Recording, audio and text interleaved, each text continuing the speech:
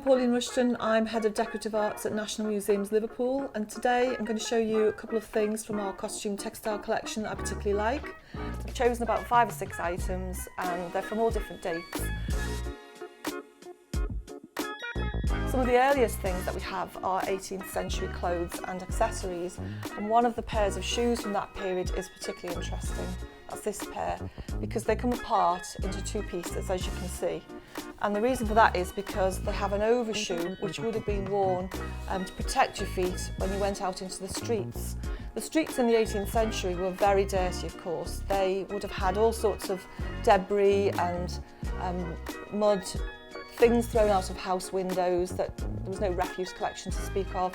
So you had to protect your shoes, especially if they were made of a fabric like these 2 are. The yellow part is a silk brocade, and the grey part would originally have been silver, because this is a silver metallic thread fabric down the front, and it would have been expensive. That tells you that these were shoes that belonged to someone who was quite wealthy, because this was an expensive material at the time.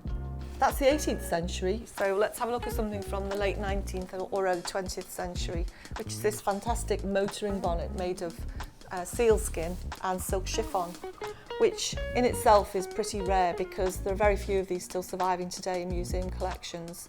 And this one belonged to one particular lady, Emily Tinney, who had the biggest wardrobe of any lady left to a museum in the UK. Something like 750 items altogether, and we have her collection within the bigger collection here at Liverpool. And inside the hat is this little secret, in that if you look in the back you'll see how she customised the hat to wear to make it a better fit for her probably. She's actually put in one of her own stockings in the back of the hat and she's just pinned it into place. I think it gives us a kind of link to a person in the past when we see something like this inside a garment that really makes us think about them as an everyday person. Looking at this other hat over here, which we have on display today, this is a much more flamboyant hat, if you like. It's a silk velvet and it's got this fabulous ostrich feather on the side, and it's not the kind of thing that you think may have been worn for a wedding, but it was in fact worn by a bride in Birkenhead, and it dates from about 1913, and it was worn with this amazing wedding dress behind me, which is not really typical of 1913 either.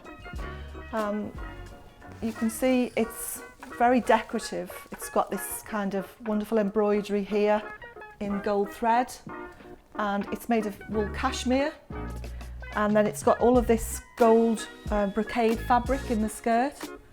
And it was worn by a bride in Birkenhead who was very artistic. She married an artist, in fact, in 1913. And she and her husband had met when they were both students at Liverpool Art School. One of the things I really like about the dress is the fact that the family, I believe at the time, were quite shocked by it, because the bride was wearing a dress that was totally unlike the rest of the fashion of 1913 for bridal wear. This wasn't the kind of thing most people wore. It was very theatrical, it was very artistic. She was an art student at the Liverpool Art School, and it did cause comments among her family quite a lot, apparently. But that's why I like it, because it was so unusual for its time. See, a couple of other things that I'm very interested in, which kind of are representative of a whole area of clothing, which is politics on clothes. And I've chosen 2 to contrast them really, because one of them is pretty mainstream, despite the fact that the image on there is quite extreme. It's an image of the former American President Ronald Reagan, and he's got a bullet hole in his forehead. And the slogan says, "Only Frankie can stop me now." This is a reference to the fact that he was actually shot in 1981. And it's interesting that that whole sort of incident is represented on a piece of clothing, but it's a kind of mainstream thing, because you could actually buy this in HMV, a high street shop. Now the other garment, which I've got next to it here, is a kind of knockoff garment that would have been made independently of any retailer. It's a mashup of their title, Frankie Goes to Hollywood, and it's referencing the fact that they are from Liverpool, of course. But it's the kind of thing that you would buy on the street, and it's typical streetwear. So the 2 things together are interesting because they give you messages about how clothing is used to make political points, or how it can be used to make money, basically. You can just take someone's image and make some money with it as well. The final thing I'd like to show you is this dress, which is very formal, glamorous fashion of the 1930s.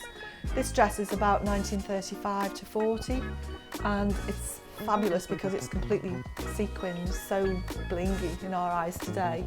And this belonged to the daughter of the first officer on the Titanic. So when her father died on the Titanic in 1912, she was only 12 years old herself at the time. She'd lost her mum previous to this, so it's an interesting and sad story about the family. She ended up bringing up her brothers and sisters, but later in life, in the 1930s, she married a wealthy businessman in Liverpool, and they had a very interesting and adventurous life together. They would have all sorts of social events they would go to, and she needed a wardrobe like this, similar to this dress. She had obviously more than this particular dress, so I'm showing you this one because I think it's one of the examples of her wardrobe that she would have worn in the 1930s when she was socialising as part of her husband's business interests. So those are some of my favourite things from the collection. I hope you've enjoyed looking at them. I've enjoyed showing them to you and sharing the stories of them with you today.